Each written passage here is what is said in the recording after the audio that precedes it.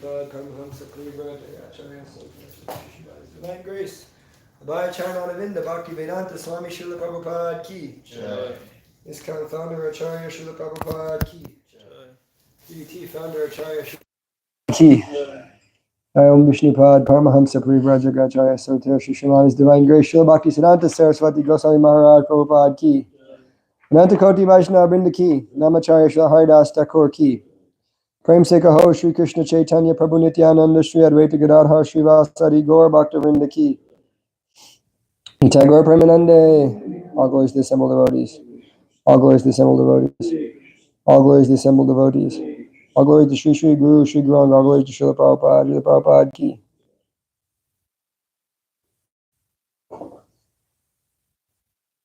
Are we on number 8 or number 12? 8, because 10 looks like a beast. Did you do the 11 factors of the shloka? That was 10. Oh yeah, Atmaram. Oh yeah, we're on 12 then. Yeah, we did that. Yeah, Atmaramas Chamuneo. That's the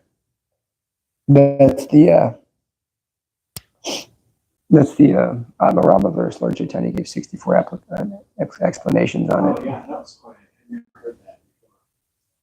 Oh, you never heard that pastime? Very famous. Yeah. We're on 1.7. Do we have them all? Yeah, you read the Chaitanya Charitamrita. Oh, they're listed there. It's not an anecdote. It's mentioned. No, it's the whole. It's mentioned in the Bhagavata Chaitanya Bhagavat anecdotally, but in the Chaitanya Charitamrita, all 64 explanations are given. But it's kind of like it. That's one of the chapters that's kind of like, for me, like, you know, kind of like, want so much philosophy and so much, like, detail. Because CC is one of those books where you want, like, the philosophy is so deep and there's so much good Leela also, so you're, like, oscillating between, do you want to hear Leela or do you want to hear philosophy?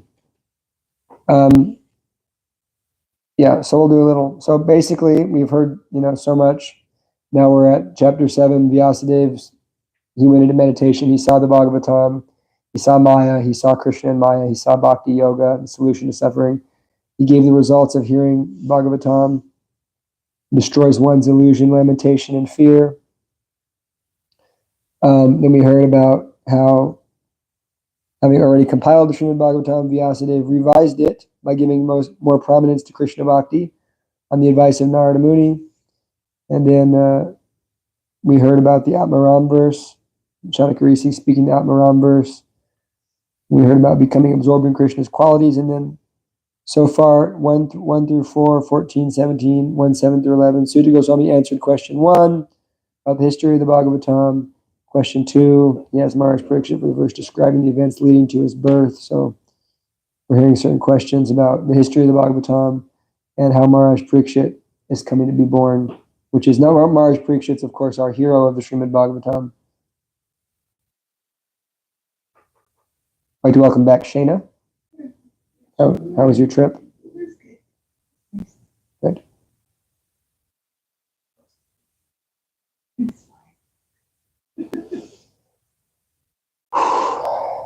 Tomorrow night we have some special news. Rangamantri is returning to the Krishna Cove. So it's been a while. Yeah, a long time. Great. Yeah, he was on a downer. Now he's on an upper. You have a big weekend this weekend. Yes, this is Krishna's birthday.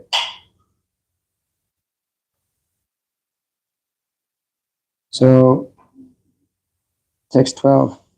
Parikshito ta rajarshir janma karma vilapanam samstam cha pandu putranam vakshe Krishna katodayam.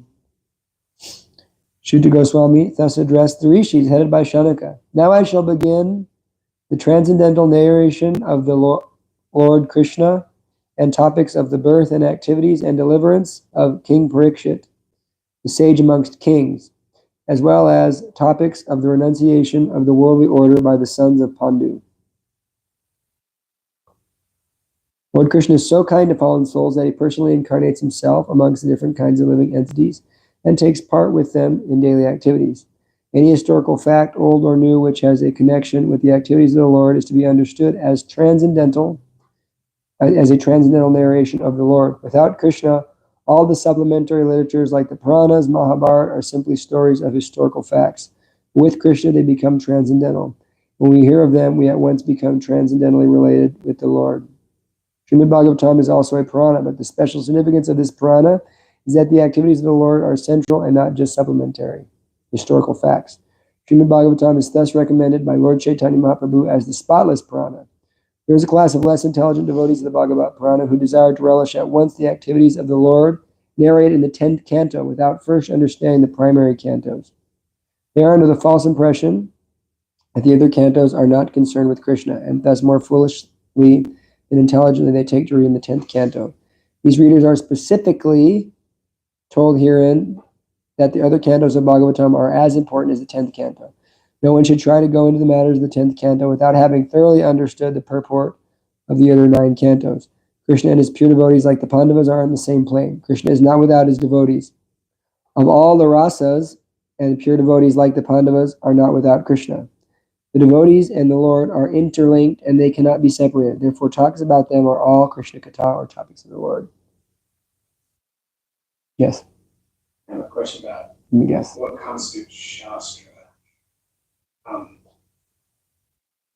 So we're living right in the middle of kind of historical events where Krishna's activities are ongoing in, Prabhupada's West. Is it possible that people giving an account of this time sometime in the future, if that would be considered Shastra to future generations? Yeah. Similar to Lord Chaitanya's Chaitanya Charitamrita? Yeah.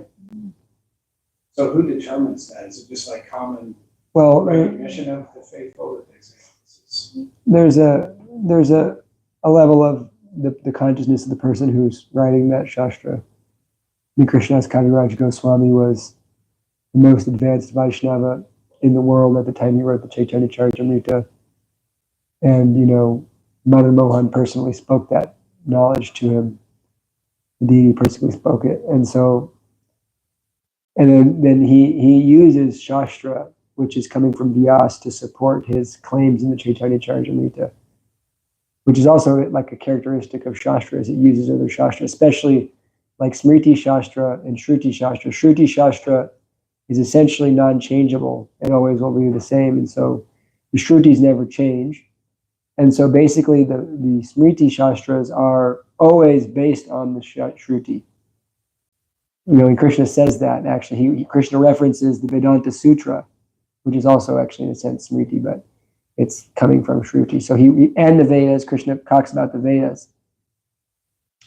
I am recognizing the Supreme Person, both in the world and the Vedas. So Krishna is always referencing the Vedas, even though he's the Vedanta Krid Veda Vedavacham. He's the knower of the Vedas. Vedashta Sharvira Hameva Vedyo. He's the goal of the Vedas, the knower of the Vedas, and the compiler of the Vedas. But yet he's also referencing the Vedas to show us example.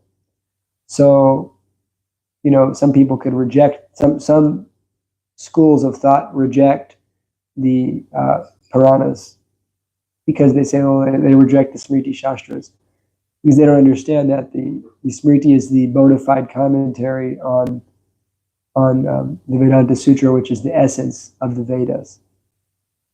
Because the Vedas are very hard to understand for the Kali Yuga people. And so rather the essence is being given. So it's described in the Chaitanya Bhagavat that Vyasadeva entire Shastra on Chaitanya himself. Of course, we understand that. And actually will reveal more pastimes of Lord Chaitanya that are unknown. And that's probably included in that is Prabhupada's pastimes and so forth. So there'd have to be some extraordinary pure devotee that would. Yeah. And in a sense, for us in ISKCON, we accept Prabhupada's purports as Shastra. We accept, the Bhakti Rasamrita Sindhu as Shastra. Also, like the teachings of the Goswamis, those are Brihat Bhagavatamrita. We accept that as Shastra. But at the same time, who's qualified to write that Shastra? Rupa and Sanatan demonstrated their qualification in Srila Prabhupada. And still, everything's coherent. It doesn't contradict itself in any way, shape, or form. from the Bhagavatam and the Vedas? Nice question. And the point being made here is that we shouldn't skip to the 10th canto, because there is, 10 topics of Srimad Bhagavatam already that constitute our proper understanding. Aitra Sarga Visarga Stanam Poshanam Utaya Manvantarya Ishanukata. That's Bryce. Manvantara Ishanukata. Nirano Muktirashraya. So Bhagavatam deals with Sarga creation, secondary creation, the planetary systems, the protection of the Lord. Why do people act? Deals with the different manus, the science of God, the destruction of the universe, liberation, and Krishna, the ultimate shelter. So you can break the Bhagavatam down in different ways. There's 5 lenses. I had a spontaneous Bhagavatam lecture in Laguna Beach from Tukaram Prabhu. Very intense. What are the 5 lenses? Did you just share? There are 5 lenses. I'll share 2 of them. I don't want to get too. I mean, this is deeper than me. I got like a Bhagavatam kata snack down in Laguna Beach. I was sitting there, and this devotee came and like challenged me weirdly. He was like, give me a class right now on the Bhagavatam. Then he proceeded to stop me, and then he gave a class to me for like 2 hours. It was just like, okay, but it was actually quite amazing, but it was very strange. It was like quite amazing how he broke the Bhagavatam down. But there's, of course, that's natural. There's 10 topics, and then you can understand it as chapter by series of questions and answers. You can understand the Bhagavatam as a series of commentaries on the Vedas and the lenses. There's different philosophies in the Vedas. There's Sankhya, there's Vaisheshika, different philosophies, and prominent philosophies. And the Bhagavatam basically takes those philosophies and bhaktifies them, makes them Krishnized. And you can see the Bhagavatam as a Purusha. There's so many different ways, but one way is to see it as a series of topics leading you to this 10th topic, which is Krishna and understanding the personality of Godhead. So we all want to understand creation. That's basically the most basic creation basic question someone asks in regards to God is, how did the universe, come to be? And so that's answered. And then how did the populations come to be? That's answered. Secondary creation, Visarga. Sthanam, like what is the position of the planets and why are living entities in the places they are? Poshanam, the Lord protecting the devotees. Why do people do the things they do? Uttaya, or the impetus for action. The different demigod administrations. The science of God and very scientific explanation of Bhakti Yoga, and the way the universe is destroyed. What is liberation and what is the ultimate shelter, the ultimate goal, or the summum bonum? That's Krishna. So that's all discussed. And so the 10th canto deals basically with Krishna. So therefore you should learn all of the Bhagavatam. It's all related to Krishna. Krishna's pastimes of dancing with the gopis are very relishable, but that doesn't mean we should reject Krishna's pastimes of creating the universe. 13 and 14. Now we're changing gears here. Yeda mride kauravasrinjayanam vireshvato viragatim gateshu vikodara vidagada bimarsha Bhagno Rudande Dhutarashtra Putre Bhartu Priyam Dra Niriti Smapushan Krishna Sutanam Swapatam Shirasmi Uparad Vipriyameva Tasya Jukupshitam Karma Vigarayanti.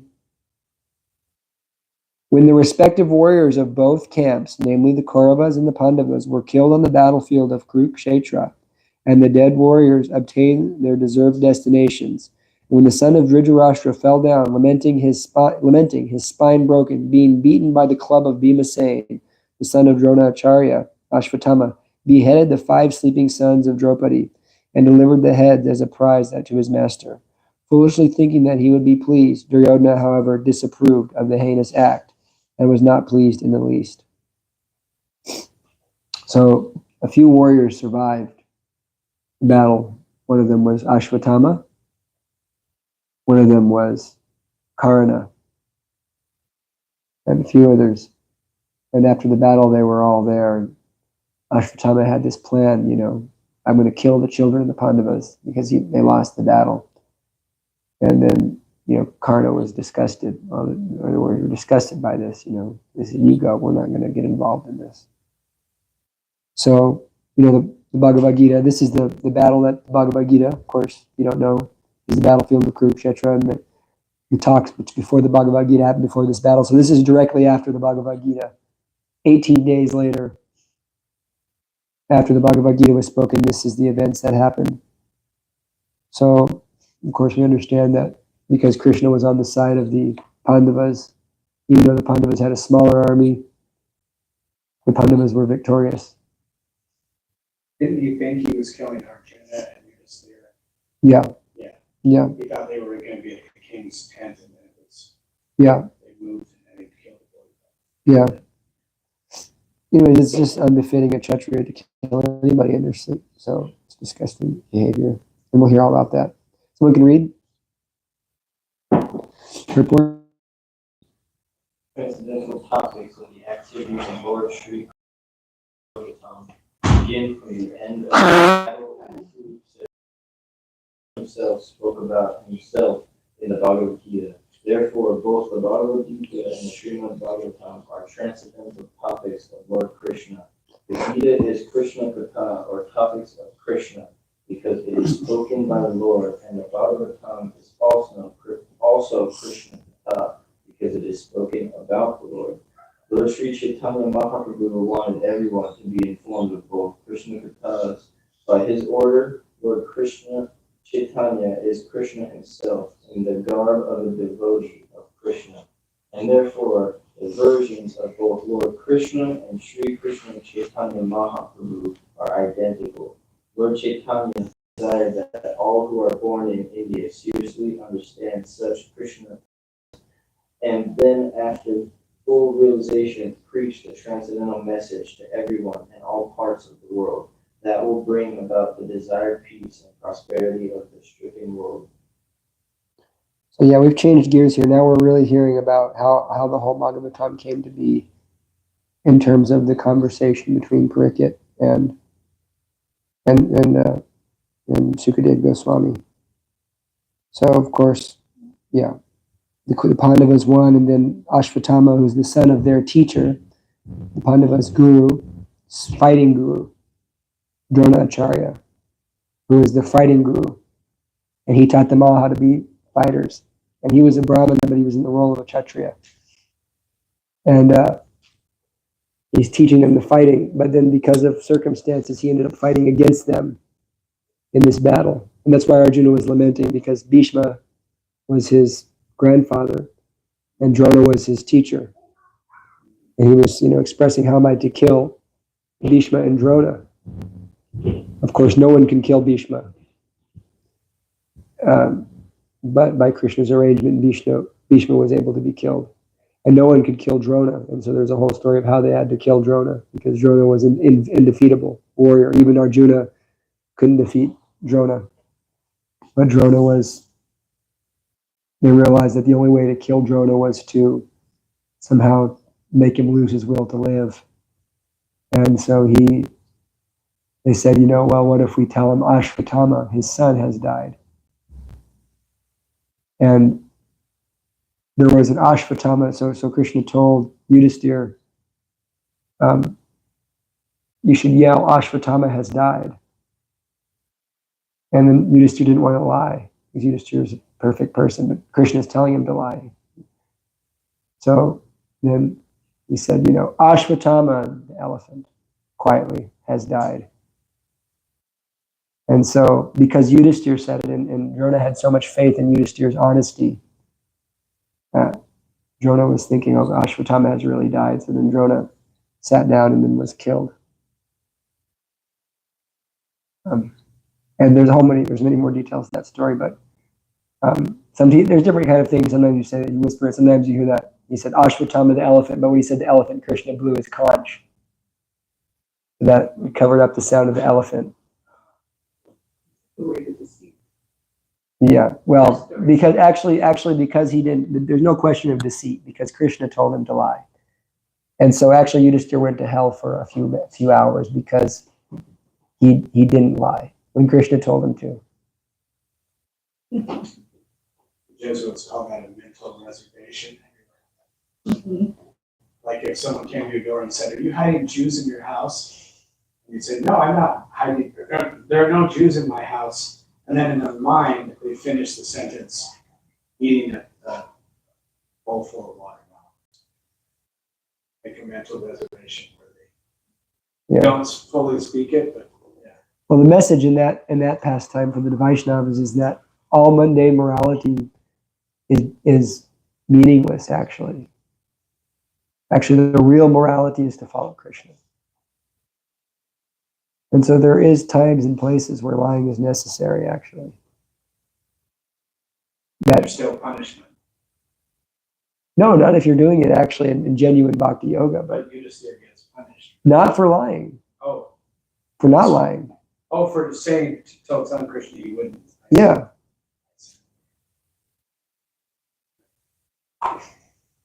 Continuing on. Mata shishunam nidanam sutanam nisham yagoram pratitapyamana tadarudadvashpakala kalakashi tam santavyana kirti tamali. Someone can read? Someone verse there? Draupadi, the mother of the 5 children of the Pandavas, after hearing of the massacre of her sons, began to cry in distress with eyes full of tears, trying to pacify her in her great love. Arjuna spoke to her thus. Tada suchaste pramajami badre yam brahma bandho shira atayayina gandiva mukter vishakir upare twakram yayatsna yasyasi dagda putra snasyasi dagda putra. O gentle lady, when I present you with the head of that Brahmana, after beheading him with arrows from my Gandiva bow, I shall then wipe the tears from your eyes and pacify you. Then after burning your son's body, you can take a bath standing on his head. This is Kshatriya culture here. Don't be disturbed. This is important information to hear. An enemy who sets fire to a house, administers poison, attacks all of a sudden with deadly weapons, plunders wealth or usurps agricultural fields, or entices one's wife is called an aggressor. Such an aggressor, though he be a Brahmana or so-called son of a Brahmana, has to be punished in all circumstance. When Arjuna promised to behead the aggressor named Ashwatthama, he knew well that Ashwatthama was the son of a Brahmana, but because the so-called Brahmana acted like a butcher, he was taken as such, and there was no question of sin in killing such a Brahmana's son, who proved to be a villain. So His dad was the bad guy. His dad. No, his dad wasn't the bad guy. The son was the bad guy. Yeah. His He dad. thought it would please his dad, right? Well, his dad was dead. Oh. Duryodhana was dead. He was thinking it was going to please Duryodhana, Or Duryodhana, right? the king. He was laying on the ground. Duryodhana was actually disgusted, even though Duryodhana was, So in point here, this aggressor point is important to understand, because we tend to become defensive of ourselves, like we want to defend our false egos. That's really defending false ego. That's all it is, So why should we be defensive? Someone criticizes us, why should we be defensive?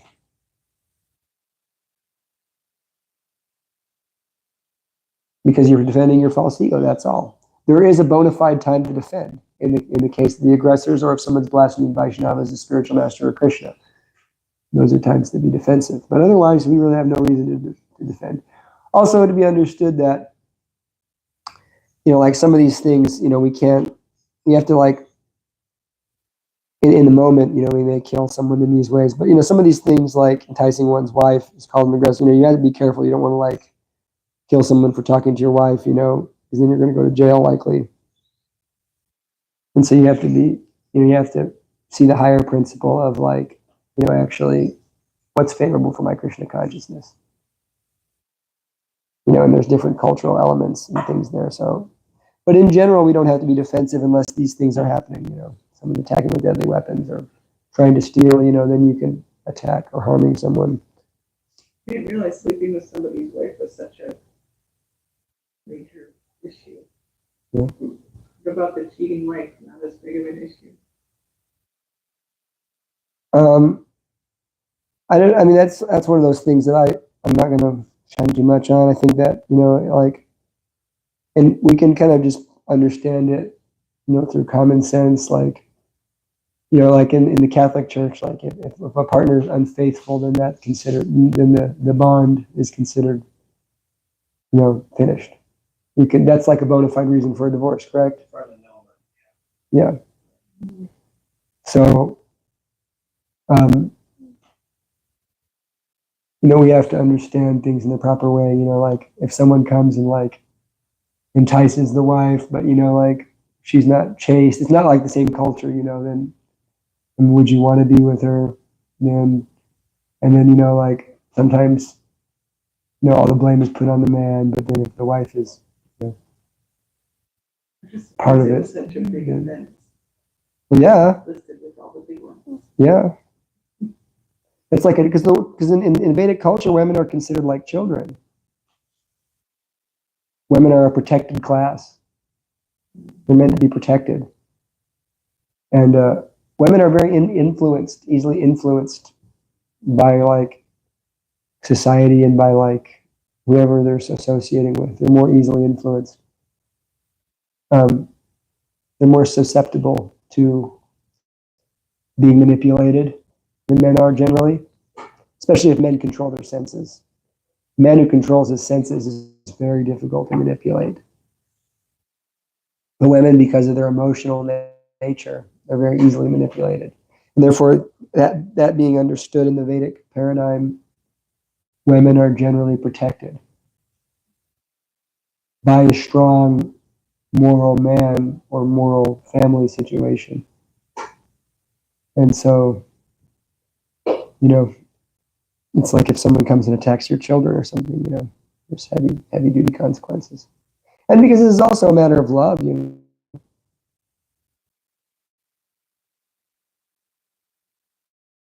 Shall we move on, or is there any more comments on that?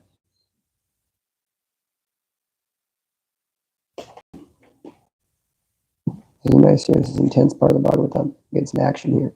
Iti priyam valgu vichitra jalpi sasantvaita vachuta mitra sutta anvadravadam shita ugradanava kapi dvajo guru putram ratena.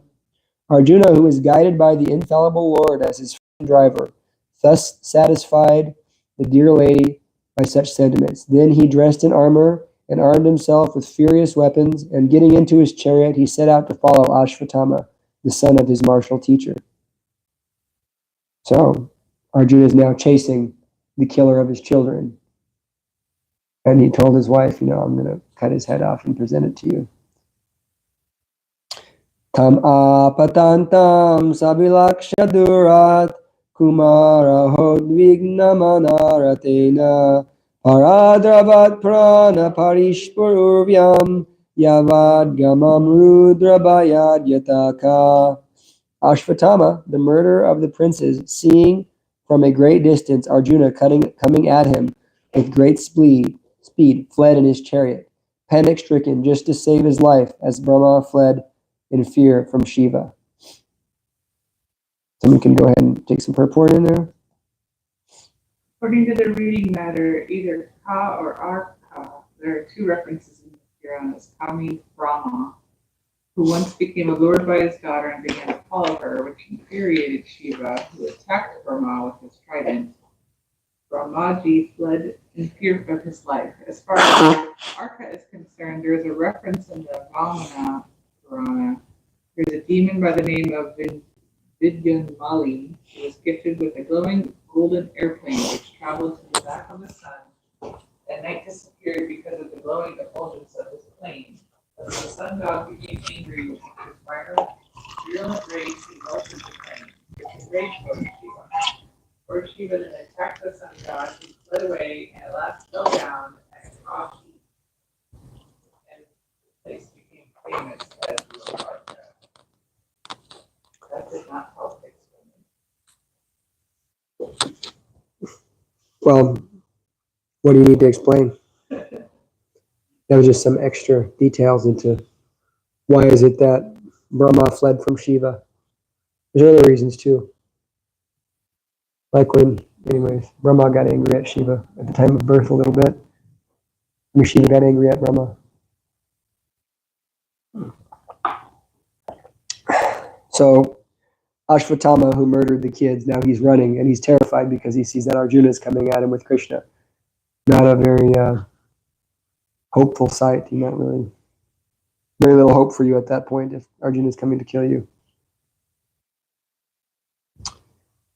Yada sharanam atmanam aikshata shantavajinam astram brahma shiro mene atmatranam dvijatmaja. When the son of the Brahmana, Ashvatthama, saw that his horses were tired, he considered that there was no alternative for protection outside of using the ultimate weapon, the Brahmastra, the nuclear weapon. In the ultimate issue only, when there is no alternative, the nuclear weapon called Brahmastra is applied. The word Dvijatmajaha is significant here because Ashvatthama, although the son of Dronacharya, was not exactly a qualified Brahmana. The most intelligent man is called a Brahmana, and it is not a hereditary title. Ashvatthama was also formerly called the Brahmabandhu, or friend of the Brahmana. Being a friend of a Brahmana does not mean that one is a Brahmana by qualification. A friend or son of a Brahmana, when fully qualified, can be called a Brahmana and not otherwise. Since Ashvatthama's decision is immature, he is purposely called herein the son of a Brahmana.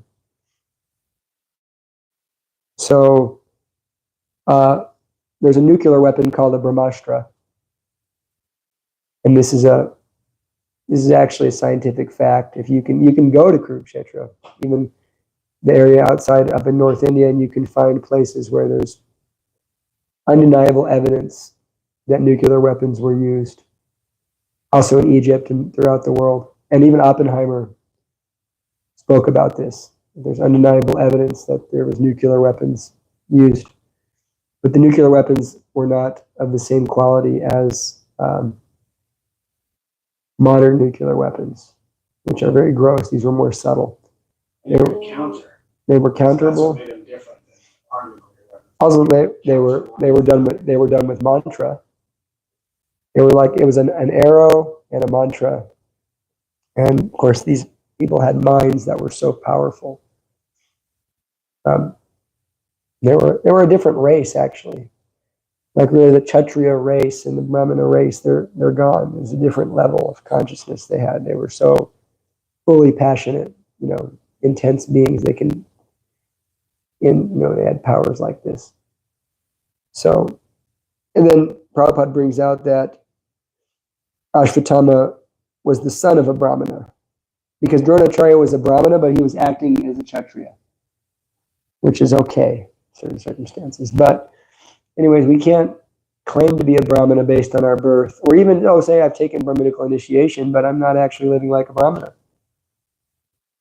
I'm, neglecting all of the genuine activities of a Brahmana, then how is this Brahminical? So the sacred thread ceremony that we have in ISKCON we call it Brahman initiation, but it's not Brahman in the sense of actual Varna.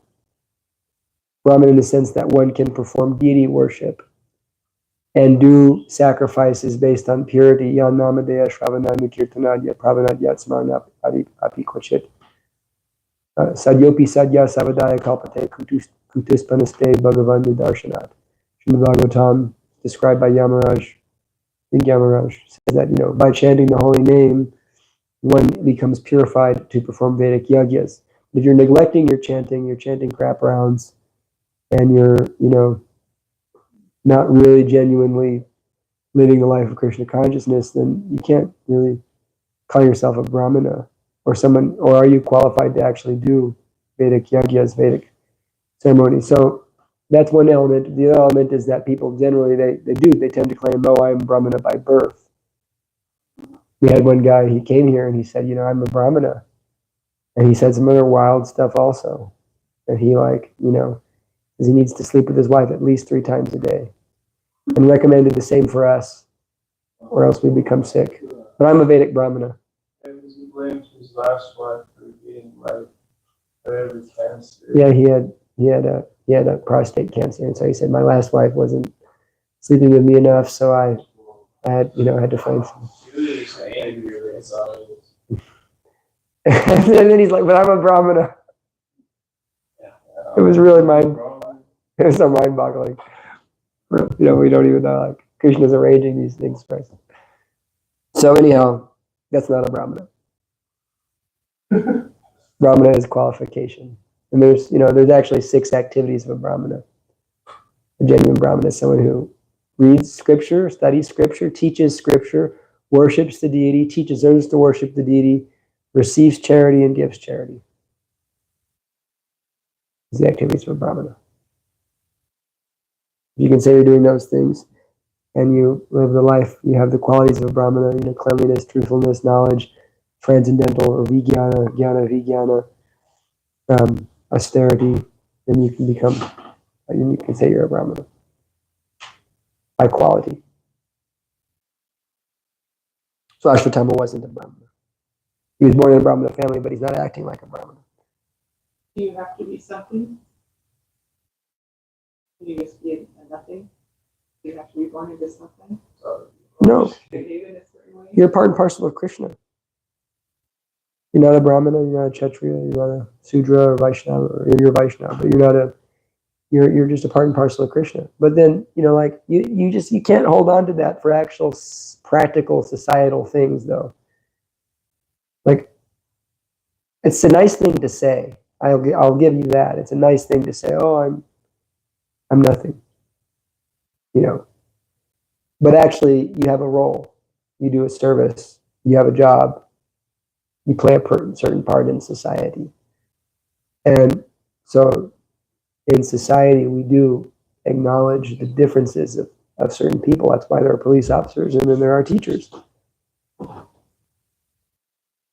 So if your father's a Brahmana and you don't want to be one, you think your only option is to be a bad Brahmana?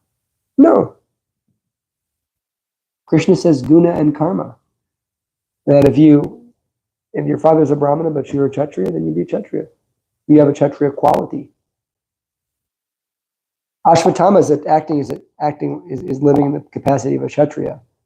Brahmanas don't fight battles, but both Drona and Ashwatthama were more like Kshatriyas than Brahmanas.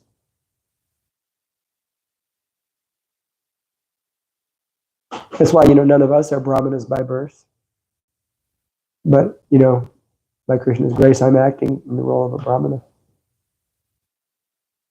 So it's by quality, not by birth, which is the caste system. The caste system is by birth, but actually the genuine Varnashram system is by quality. If I went to India, what would I be? What's your quality? I mean, that's the genuine thing. What's your quality? You know? But I mean, if we go to India, we're not any of those. We're Malechas and Chandalas. According to the caste system, we have no position. We're lower than anything. Yeah, we're low. We're Malecha. Malecha race. But that doesn't, Prabhupada and Krishna doesn't see that. Krishna actually, That's pretty broad, right? Yes. still, even in India, there's, you know, Malechas that are Indian. If you're from, they know you're from the U.S., then you're automatically Chandala mode. To those types of caste Brahmanas, that's nonsense. That's all Maya. They're all Malechas. Well, you say I'm a Brahmana, but I eat meat. That's not absolute oxymoron. You can't be a Brahmana and eat meat. You cannot be a Brahmana and eat meat. They don't go together. And one has all 4 races in ways if you're a Brahmana. Yeah. I think they'd see you as an ATM. Yeah. That's You go to India. What did you? Let me see the money. Yeah. So, anyways,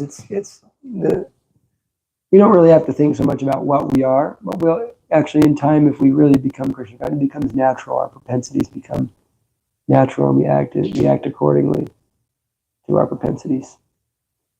Because some people are just workers. They can't, make things happen. Like making a plan and executing it. Having some incentive is just like difficult for them. Like if I'm told what to do, I'll do exactly what I say. Whatever you say, I'm good with that. And, I'll be a pure nice devotee, but I'm not going to go like formulate a plan and execute a plan to do some service. It's just not who I am. That's okay. That's all right. If you can get behind someone who does have a plan to serve the Guru, then you're just as good as that person who has the plan to serve the Guru. But some people are going to be like, making plans and taking action to, they have more administrative mindsets, Brahminical administrative mindset. So, yeah. Since his life was in danger, he touched water in sanctity and concentrated upon chanting of the hymns for throwing the nuclear weapon, although he did not know how to withdraw his weapons. So Ashvatthama learned one side of the mantra, but he didn't learn the second side. He knew how to throw the Brahmastra, but he didn't know how to retract it.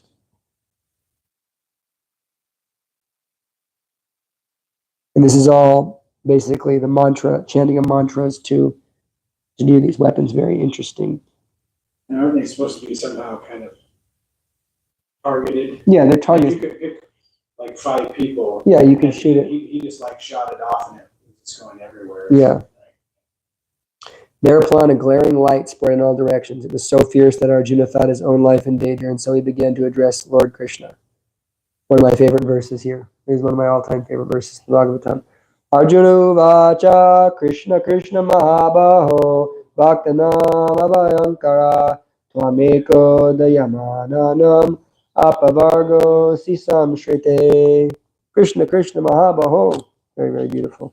Oh my Lord Sri Krishna, you are the almighty personality of Godhead. There is no limit to your energies. Therefore, only you are competent to instill fearlessness in the hearts of your devotees. Everyone in the flames of material miseries can find the path of liberation in you only. The verse worth memorizing. Really it is.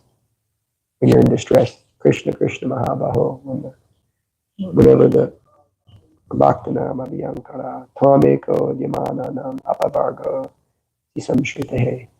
Verse, one of those verses you chant when the Brahmastra is coming at you. Brahmastra of life. All right, so is everybody clear what's going on here? They got the picture of what's going on just to make sure. Shayna, is it clear? Yeah, I'm just trying to figure out how we jumped into this battle. Oh, you missed it. So we basically, the question was asked, you remember back, you were here for that. The question was asked, how did Maharaj Parikshit come to hear why did he renounce the world and give up everything to sit on the Ganges and hear from Shukadev Goswami the Bhagavatam? Remember that question was asked? And so now some more talks were done, and after Narada Muni chastised Vyasadeva, he finished his thing, and now we're getting to the point where now that's being described, why did Parikshit come to that stage? And so there was a shift in gears here. And that, we shifted totally out of where we were at for the last 6 chapters. We shifted into this narration of what's leading to, because Maharaj Parikshit is Arjuna's grandson. And so we just heard how all the Pandava children were killed, but there's one that's still alive. And so we're getting to hear about how that one child who is still alive became the king, and then he gave up everything to sit on the Ganges and hear the Bhagavatam. Someone can read some of the purport. Arjuna was aware of the transcendental qualities of Lord Sri Krishna, as he had already experienced them during the Kurukshetra war, in which both of them were present. Therefore, Arjuna's version of Lord Krishna is authoritative. Krishna is almighty and is especially the cause of fearlessness for the devotee. The devotee of the Lord is always fearless because of the protection given by the Lord. Material existence is something like a blazing fire in the forest, which can be extinguished by the mercy of Lord Sri Krishna. The spiritual master is the mercy representative of the Lord. Okay, anybody get the reference there? In that section, Prabhupada was making a direct reference to a very famous verse we sing. First one. Samsara Dava Nalalita. Yep. That the Nalalita Loka is material, blazing forest fire. The spiritual masters receiving the mercy of the rain cloud of mercy and extinguishing the forest fire of material existence. Therefore, a person burning in the flames of material existence may receive the rains of mercy of the Lord through the transparent medium of the self-realized spiritual master. The spiritual master, by his words, can penetrate into the heart of the suffering person and inject knowledge transcendental, which alone can extinguish the fire of. Yeah. We were hearing today in a verse how spiritual master, it's great. We accept a spiritual master when the spiritual master asks you to actually make a sacrifice, then all, no. The spiritual master is so powerful if you listen to them. Take the words, and Prabhupada, we have Prabhupada's words. We don't take them so seriously much of the time. Guru Mukhya Padma Vakya Chitate Koryakya, we sing that every day. Guru Mukha Padma Vakya Chitate Koryakya. Read the books. My only desire is to have my consciousness purified by the words emanating from your lotus. No, we say that. But do we actually desire that enough to really do it? Hear from Prabhupada every day. You know, and so it's really, it's one of the, I'm speaking the words of my spiritual master. I'm not saying this is an opinion. It is my guru's opinion. You know, one of the biggest problems in our movement, if not the biggest problem, is that we don't read Prabhupada's books. And that we read all these other books before we read Prabhupada's books. And so, you know, like, how do you get the mercy that way? How do you get the mercy if you don't read Prabhupada's books? I mean, it's really, it's like night and day for someone who reads every day, tries to make that effort to read every day, or just to read. I mean, I don't read every day. I can't. I read like a few days a week, but I read like 40, 60 pages when I do read. And so, but my guru told me on my initiation day, read these books. I took it seriously, and so we should take it seriously. It's very powerful. Not just through reading, though, right? If they reading here, it says they just inject it. That they can do whatever they want. You just think about them and get injected. No. Why should it work that way? I like to play mystical games. Oh, I'm going to touch you on the forehead and you're going to be enlightened. It's the same thing. It's just the Hindu version, really, of like the hoogly boogly churches. It's the Hindu version, you know. You see those guys, you know, like, come on over, I pray to you, you know. It's the same thing. It really is it's the Hindu version of that. And the people are so foolish. They think, oh, when he touched me in the forehead, I felt something. Oh my God. You know, it is a total placebo. You think that, I mean, did Shukadeva Goswami go and touch Maharaj Pariksha on the head? No. I mean, there's a difference. Like if I put my hands and pray on you, that's different. And that it's like a prayer you're asking God. But the whole like Shaktipat thing, there's a whole science behind that actually, that the person who takes a Shaktipat is actually ready energetically from doing sadhana that they learned from the guru.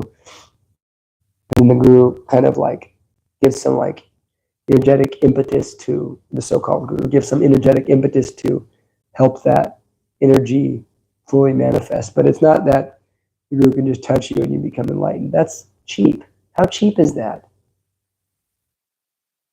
It's so cheap.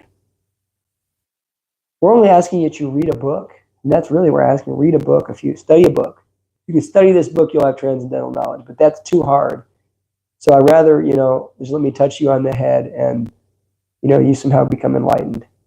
But under some accounts of like people doing that, like Ramakrishna, like a great saint, he could like touch like Vivekananda with his foot. Yeah, Ramakrishna, Prabhupada. Don't make me say what Prabhupada said about Ramakrishna. I'll get kicked out of ISKCON like they did Moga Leela Prabhu.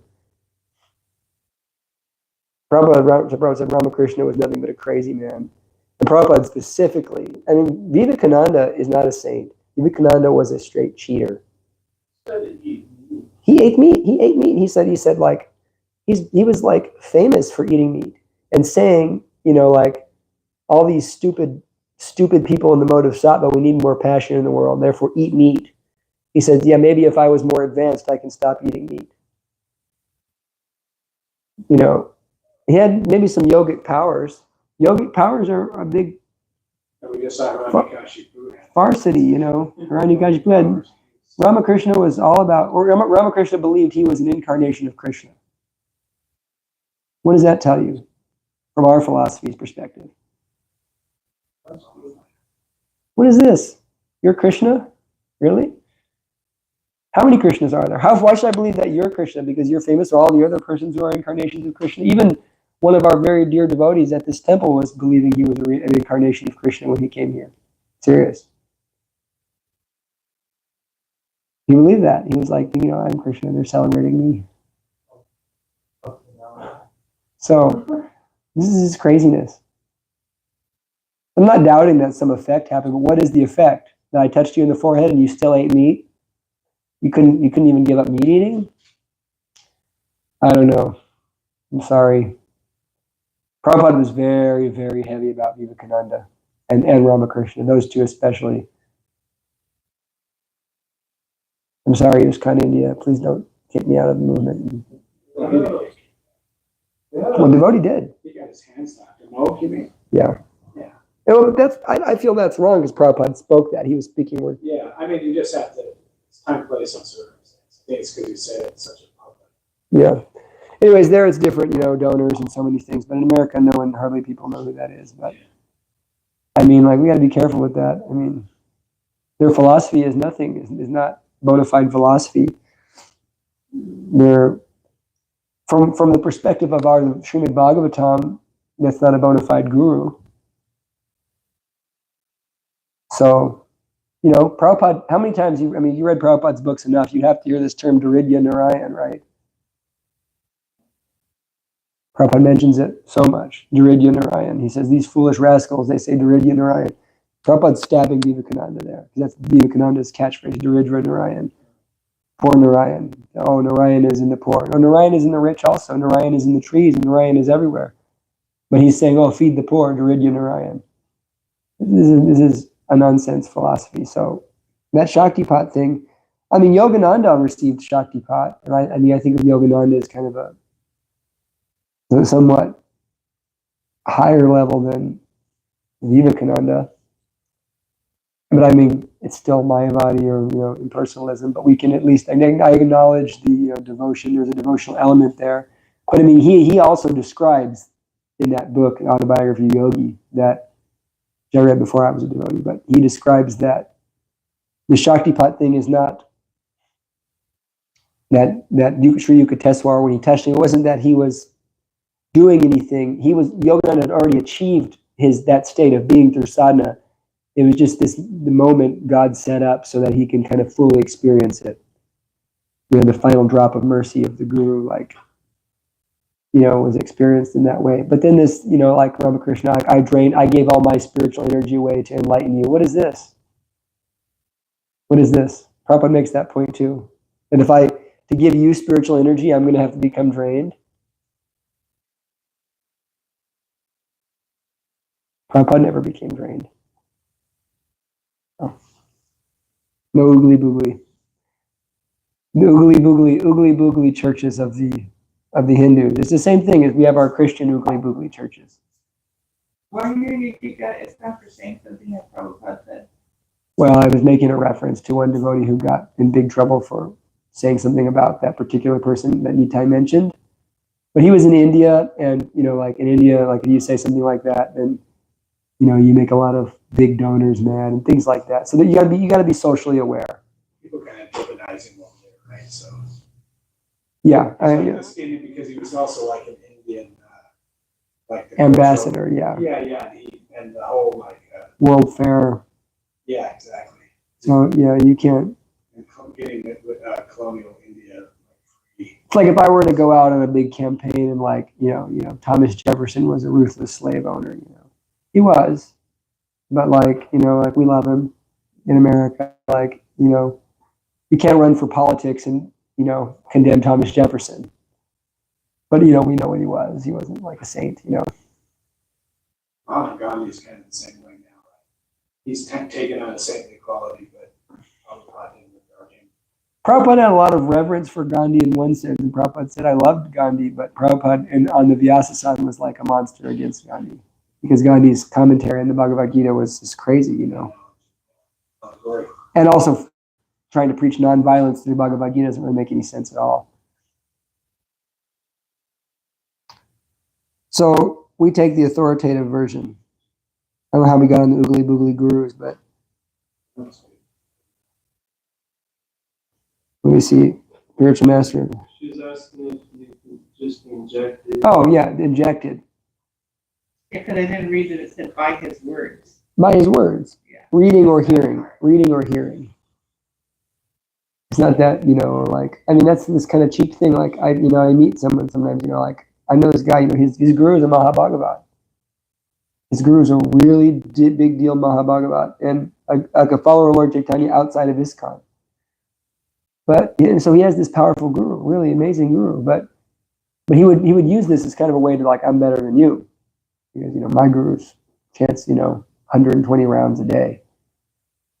And since he was 12, he's been doing that, And it's like, but Prabhu, you smoke weed every day. What is the result? So, unless you hear, then what is the result? I've heard sometimes people say, just the guru's presence is purifying. It's true. These are true, but that's kind of secondary to the sense of the genuine hearing process is the genuine way. Hearing and well wishes. The guru can give you well wishes to help you understand and realize. But there's some element of instruction. Next verse. Swamadya purusha shakshad ishvara prakrite para mayam yudasya chichaktya kaivalye stita atmani. You are the original personality of God who expands himself all over the creations and is transcendental to the material energy. You have cast away the effects of the material energy by dint of your spiritual potency. You are always situated in eternal bliss and transcendental knowledge. There's a lot to unpack there, I think. Someone can go at purport? The Lord states in the Bhagavad Gita that one who surrenders unto the lotus feet of the Lord can get released from the clutches of nations. Krishna is just like the sun, and Maya, or material existence, is just like darkness. Wherever there is the light of the sun, darkness or ignorance at once vanishes. The best means to get out of the world of ignorance is suggested here. The Lord is addressed herein as the original personality of Godhead. From him, all other personalities of Godhead expand. The all-pervasive Lord is Lord Krishna's plenary portion, or expansion. The Lord expands himself in innumerable forms of Godhead, living beings, along with his different energies. But Sri Krishna is the original primeval Lord from whom everything emanates. The all-pervasive feature of the Lord experienced within the manifested world is also a partial representation of the Lord. Paramatma, therefore, is included within him. He is the absolute personality of Godhead. He has nothing to do with the actions and reactions of material manifestation because he is far above the material creation. Darkness is a perverse representation of the sun, and therefore the existence of darkness depends on the existence of the sun. But in the sun proper, there is no trace of darkness. As the sun is full of light only, similarly, the absolute personality of Godhead, beyond material existence, is full of bliss. He is not only full of bliss, but also full of transcendental variegatedness. Transcendence is not at all static, but full of dynamic variegatedness. He is distinct from the material nature, which is complicated by the three modes of material nature. He is Parama, or the chief. Therefore, he is absolute. He has manifold energies, and through his diverse energies, he creates, manifests, maintains, and destroys the material world. In his own abode, however, everything is eternal and absolute. The world is not conducted by the energies or powerful agents by themselves, but by the potent, all-powerful with all energies. So a lot of things here. Krishna is Tvam Adya Purusho Shakshat. He's the original person. Purusha, person, directly says there. Ishvara Prakrite Paraha. He's the supreme controller of nature. Mayam Vyudasya Chit Chaktya, master of spiritual energy that casts away Maya. And he's Kaivalya Stita Atmani, always situated in eternal bliss and knowledge. And we're hearing how he is full of transcendental variegatedness. Transcendental variegatedness. I don't understand. They say it has nothing to do with material world at all. He's standing on a battlefield and dancing with cows. What do you mean that's not the material world? What is it? It means that he can act in the world. I mean, you also have the same principle behind of what you do. You can be in the world, but not of it. You can be in the world, but you have nothing to do with it. Krishna's acting in a certain capacity, but he's completely detached from it, situated in complete transcendence. Maya tatamidam sarvam jagat avyaktina murtina matstani sarabhutani nachaham teshvashtitaha. I pervade everything in my all-pervasive form, unmanifest form. All things are in me, but I am not in them. Behold my mystic opulence. When Krishna is with the cows in Vrindavan, that's not the material world. Those are spiritual activities, spiritual living entities. But Krishna is apparently in the material world. He comes here, but he's not affected by the modes of nature like we're affected. Nitai. Okay, so the absolute truth where Krishna is changeless, but then it also says he's like dynamic. Like, how could something be dynamic but also changeless? Ever increasing is part of those qualities that never changes.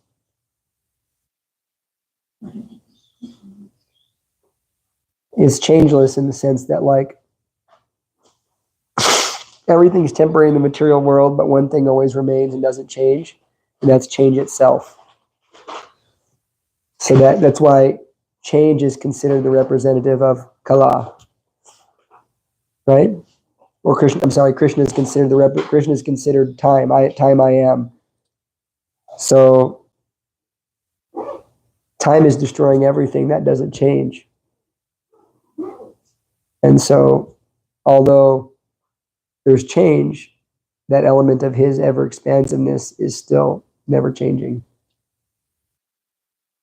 ever increasing.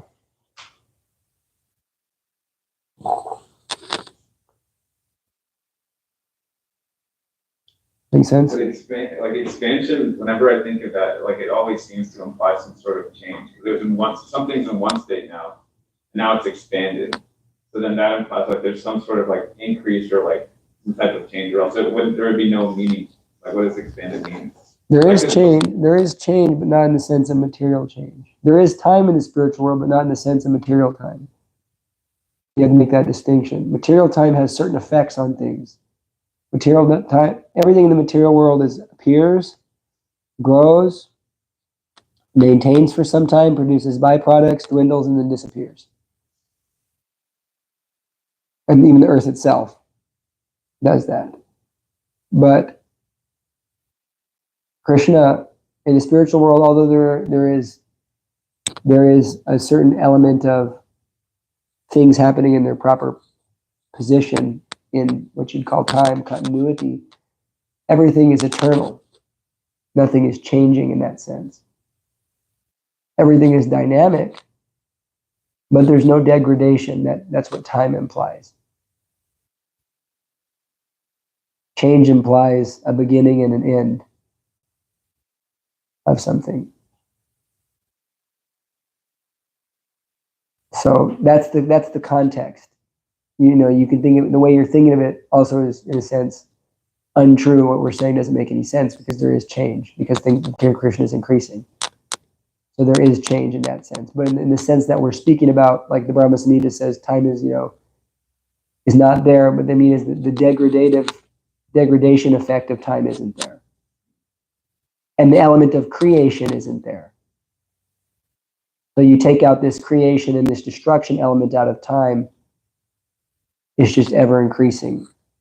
But there was never a time it wasn't existing. There's never a time it's going to stop existing. That makes sense? So in the spiritual world, are you having like multiple experiences all at once, or is it kind of like you're experiencing like a sequence? I don't know. Yes.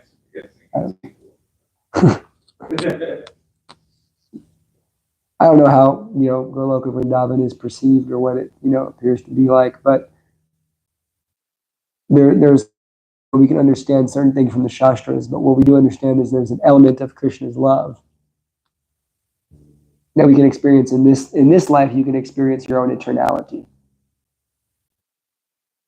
You can experience that in this life, eternality.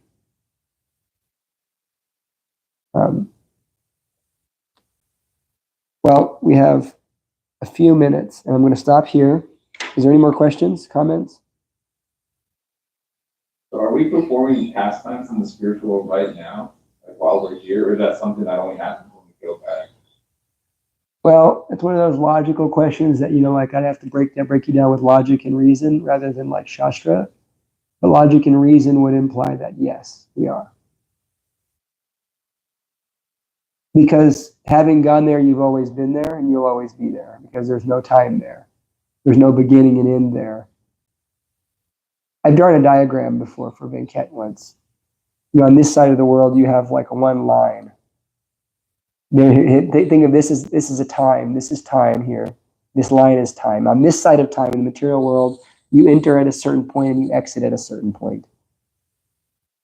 But in this side of time, imagine if you take that time, this is like dimensional stuff. You take that timeline and you just make it a circle. You take the end and you take the beginning and you connect them. And so then wherever you enter, you're in the same place, you see. Wherever you enter on that timeline, you're in the same place. Or if you take that timeline and you just gob it into one point. And so when you enter into it, you're already alpha and omega. And so it's kind of this hyper state of existence beyond this kind of continuous time. So that's why people who get in this, like, what's the origin of the jiva argument? That's why I try to explain it. And most people aren't really on the conceptual level to kind of think about it like that. They want a yes or no answer. They want, and the answer is that you can see it in both ways. Like, we know that the jiva, there's no sensible or shastric kind of realization that the jiva is eternally in the material world. That would mean God's a masochist or a sadist. No, sorry, God's a sadist because he makes beings meant to suffer. It would also break down the concept that everything comes from Krishna. Aham sarvasya prabhavo matta sarvapavartate iti matva bhajanti ma buddha bhava samavita. I am the source of all material and spiritual worlds. So Krishna is the source, so therefore we're coming from Krishna. And we say, well, you're coming from Garbhodakshaya Vishnu. Well, Prabhupada directly smashed that personally. So if we follow Prabhupada, we know what Prabhupada said.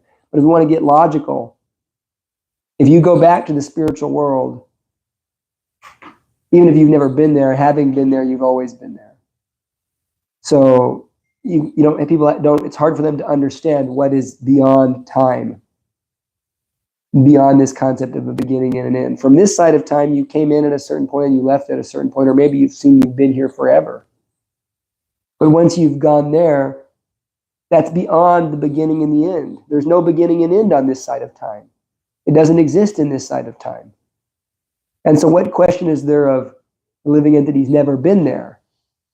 Once you've been there, you've always been there, because that's the absolute reality. Then there's like Gopal Kumar, who was like, he was like going through the like Kunta and like spiritual and stuff. It seems like he was in a place, then he went to another place in the material world, and then like came back and then went to Goloka. Like it seems like he wasn't in both the spiritual world and the material world like at the same time. Well, Gopal, you have to understand that the Brihat Bhagavatamrita is demonstrating a certain philosophical point. It was written by Sanatana Goswami to demonstrate a certain philosophical point and establish a certain conclusion. Is that, could we understand that as an accurate, or are we able to really understand what Sanatana Goswami, and maybe, Sanatana Goswami surely is on the level where he can see the spiritual world. Of course, Sanatana Goswami is an associate of Lord Chaitanya Mahaprabhu. But I mean, how is someone to really even write these things down, you know? And so the Brihat Bhagavatamrita, what's the philosophical point being demonstrated there is like, who's the greatest devotee, Radharani, and how much Krishna loves you, you know, when you get back to the spirit, there's a sense of coming back like you've been away. And that may be there, but still, logically, that eternal, when you take that eternity out, that sense of eternity, everything that exists there has always been there. So this is why this is an illusion. And so I'll give you a Kadambakanda Swami's answer to the origin of the jiva. You know, one time he was asking, he said, you know, you're always in the spiritual world, actually. You know, Maya is a simple like covering of the consciousness. But if you can perceive, even right now, you're in Goloka Vrindavan, you're in the spiritual world. We don't have the perception for that. It means really understanding I'm not this body. Like if you understood you're not this body, you're the soul, and you're not this mind. So all those changing it, nasato vidyate bhavo nabhavo vidyate sataya ubarapi dristonyas tvanyos tatvadarshini. If you understood, well, oh, I'm not this body, that which doesn't change is eternal. The soul has no change, and that which is temporary has no endurance. So nothing in this world has endurance. And so being actually self-realized, all of this is an illusion, and you see right through it. And therefore, where are you at? You're already in the spiritual consciousness, you know, Brahmabhuta Prasanatma. And so then in that stage, pure love of Krishna develops. Mad Bhaktim Labhate Param. And so such a person is already really in the spiritual world. So it's very difficult for people to kind of wrap their mind around that. So, I mean, but we just want to be simple about it. Of course we came from Krishna. Everything comes from Krishna. That's a big hole in the philosophy if something doesn't come from Krishna. Well, Krishna's energies exist eternally. Where do those energies come from? Krishna. So, therefore, you know, there's there's different kind of theories, but we just go by Shastric evidence and what Prabhupada said. And we're, you know, different acharyas have said different things. We can kind of acknowledge that, but if we're just following Prabhupada, then we understand that it's go back home, back to Godhead. That's our philosophy. That's our theology. And so we accept that. I accept that. Not all devotees do. They want to speculate and you know, say that Prabhupada was saying something else when he wasn't. They want to say we're from the Brahmajyoti, that the Tatashta Shakti is from the Brahmajyoti, and that it's never been to the spiritual world. I mean, if you're ever to go back to the spiritual world, it's like pretty much you've always been there, because there's this is like an eternal place. There's no beginning and end there. That would mean it's not the spiritual world, because you've taken on a body at a beginning. It's like even if we, you know, if we're born and the body grows up, still there's a beginning. But Krishna's body in the spiritual world is never born. He's Yava Yovanam. He's always youthful. So those are just some, I mean, ultimately it's kind of beyond our conception in a sense, but those are some like high level conceptions we can play around with that I've thought deeply about. All right. Did you bring some mangoes, Shayna? Wow, you know, we didn't have prasam today.